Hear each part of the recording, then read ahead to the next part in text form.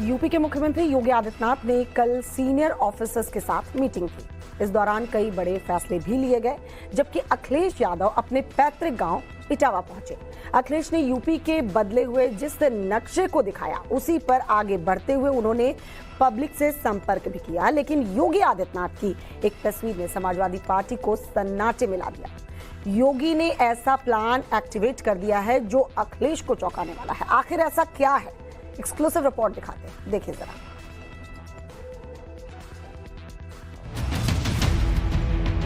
UP में योगी थे, योगी हैं और योगी ही रहेंगे। अमित शाह और योगी आदित्यनाथ की मीटिंग के बाद ये पूरी तरह से कंफर्म हो गया। राजनाथ सिंह से योगी की मुलाकात के बाद इस पर मुहर लग गई और नितिन गडकरी से मिलने के बाद योगी ने मैसेज दे दिया कि अखिलेश ने यूपी का जो नया नक्शा खींचा है उसे वो बदलने नहीं देंगे और इसमें ना कोई इफ बट होगा और ना ही किसी तरह का डाउट बाकी रहेगा।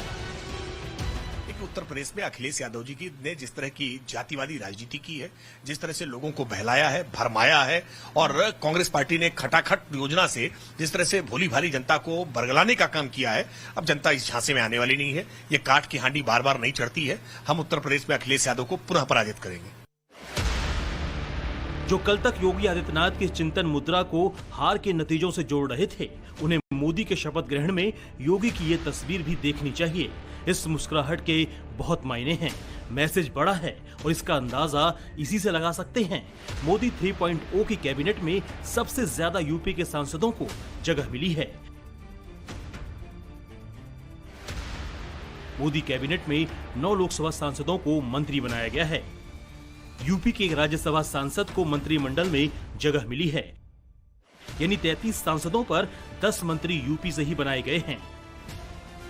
प्रधानमंत्री नरेंद्र मोदी को भी इसमें जोड़ दिया जाए तो ये संख्या 11 हो जाती है। अखिलेश यादव ने जाति समीकरण के हिसाब से यूपी को साधा और इस फॉर्मूले की बदौलत समाजवादी पार्टी यूपी की सबसे बड़ी पार्टी बनी। अखिलेश ने इसी जीत के आधार पर 2019 और 2024 के यूपी के मैप की तुलना की।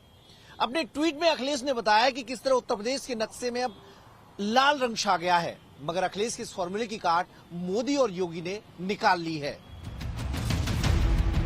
यूपी से जिन 10 नेताओं को मंत्री बनाया गया है, उनमें राजनाथ सिंह, जितिन प्रसाद और कीर्तिवर्धन सिंह अगड़ी जाति से आते हैं।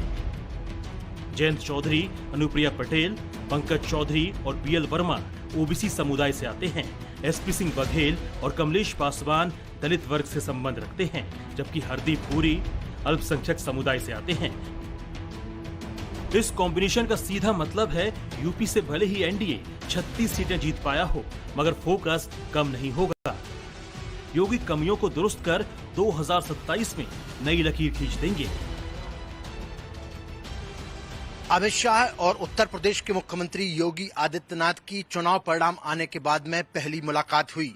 ये मुलाकात तकरीबन 30 मिनट तक चली।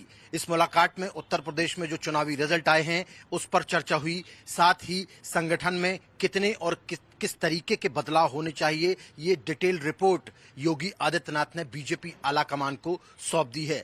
साथ ही अब फोकस रहेगा कि अखिलेश की 2027 में जो ख्वाहिशें हैं उस पर ब्रेक लगाया जाए। कयास लगाए जा रहे हैं योगी विधानसभा चुनाव के लिए अलग मोड में नजर आएंगे और इसका असर ठीक वैसा ही होगा जैसा गुजरात में हुआ।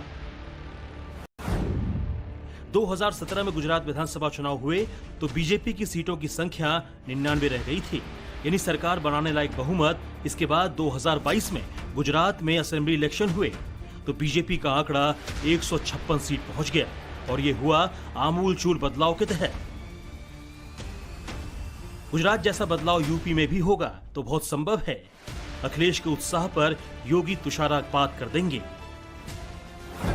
मैंने आपसे कहा कि खुश करने से सरकारें बन रही हैं, तो कोई खुश और भी कर सकता है। लोकतंत्र में और गिनती जब होती है तो आस और उम्मीद कभी खत्म नहीं होनी चाहिए। आस हमेशा बनी रहनी चाहिए, उम्मीद हमेशा रहनी चाहिए। मुख्यमंत्री योगी आदित्यनाथ ने दिल्ली से वापसी के बाद दोबारा कैबिनेट की बैठक बुलाई है। इस मीटिंग में हार की समीक्षा की जाएगी। उन सवालों के जवाब खोजे जाएंगे जो 2024 के चुनाव नतीजों के बाद सामने आए हैं। मसलन पूर्वांचल में बीजेपी इतनी सीटें कैसे हार गई? पश्चिमी यूपी में ऐसा क्या हुआ कि पहले चरण की 6 सीटों पर सफाया हो गया? तो क्या वजह रही कि यूपी के 16 मंत्री अपनी सीटों पर बीजेपी कैंडिडेट को लीड नहीं दिला पाए? क्या ठाकुर फैक्टर यूपी में इतना असर डालने वाला रहा कि समाजवादी पार्टी को इससे फायदा पहुंच गया? क्या जातिवाद यूपी के चुनाव में इतना हावी हो गया कि हिंदुत्व फैक्टर कमजोर पड़ गया? अगर हिंदुत्व की लहर यूपी में नहीं चली तो फिर बिहार और दक्षिण भारत में कैसे इंपैक्टफुल रही? सूत्रों के मुताबिक योगी हर चैलेंज को अपने लेवल पर हैंडल करेंगे और इसके लिए बाकायदा जिम्मेदारियों के साथ जवाबदेही भी तय की जाएगी। देखिए, सबका साथ सबका विकास हमारे प्रधानमंत्री जी का, मुख्यमंत्री जी का नारा है। निश्चित तौर पर उस नारे पे हम काम करेंगे। अल्पसंख्यक मुस्लिम समाज के विकास को सुनिश्चित करने के लिए ईमानदारी से हमारी सरकार काम कर रही है। हमने मुस्लिम समाज को कभी वोट बैंक के चश्मे से नहीं देखा है। ईमानदारी से उनके विकास को सुनिश्चित करने के लिए काम किया है। आगे जो भी चीज उनके विकास के लिए जरूरी होगा, निश्चित तौर पर हमारी योगी मोदी सरकार जरूर करेगी। अकबरपुर में चल रहा ये बुलडोजर बता रहा है कि योगी का अंदाज बिल्कुल भी नहीं बदलने वाला। जिस ताबड़तोड़ एक्शन के लिए उनकी पहचान रही है, उसी की बदौलत वो 2027 में धमाकेदार वापसी करेंगे। बताया जा रहा है समाजवादी पार्टी के सरकार के दौरान कुकरैल नदी पर अवैध कॉलोनी बसाई गई, जिस पर हुए एक्शन को हाई कोर्ट और सुप्रीम कोर्ट भी सही ठहरा चुका है। यूपी के चुनावी नतीजों के बाद फिर यूपी प्रशासन एक्टिव हो गया है और सरकारी जमीन पर बने मकानों को ढहाना शुरू कर दिया है। योगी सरकार ने इस कार्रवाई से पहले वहां रहने वाले लोगों से लंबी बातचीत की और फिर बुलडोजर चलाया। चुनावी नतीजे आने के बाद 48 घंटों के भीतर अलग अलग जगह पर 16 एनकाउंटर किए गए। पेपर लीक पर रोक और पानी की किल्लत की समस्या को सुलझाने पर योगी ने फोकस किया। सरकारी नौकरियों में बम्पर भर्ती के भी संकेत योगी आदित्यनाथ ने दिए हैं।